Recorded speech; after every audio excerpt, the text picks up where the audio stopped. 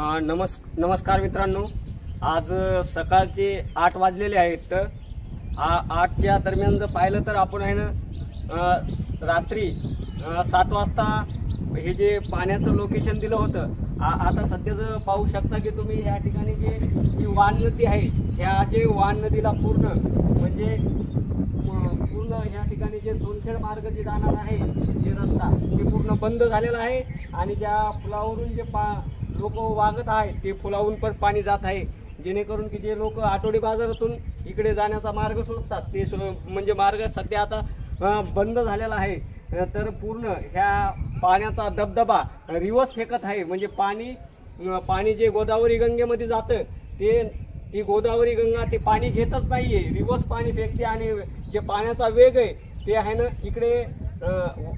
इकडे वाढण्याचं जास्त शक्यता आहे. आता जर पाहिलं तर हे सोमेश्वर मंदिर आहे. ह्या सोमेश्वर मंदिरला पूर्ण पाणी लागलेलं आहे. पूर्ण सोमेश्वर मंदिरच्या भिंतीला पाणी लागलेलं आहे. तर मी कॅमेरामॅनना विनंती करतो की इकडे कॅमेरा फिरवा. त्या ठिकाणी जर पाहिलं तर इकडं हा जे मेन रस्ता आहे शिरसाळा रोड, जे की शिरसाळा रोडचं जे दृश्य पाहिलं तर शिरसाळा रोडचा जे मोठा पूल आहे ते पण थोडक्यात आलेला आहे. मला वाटतं जर पाण्याचा वेग जर वाढला तर निश्चितच त्या पुलावरून पण पाणी जाण्याची शक्यता आहे. जेणेकरून की ज्यांना प्रवास वगैरे करायचा आहे त्यांनी काळजीपूर्वक प्रवास करावा.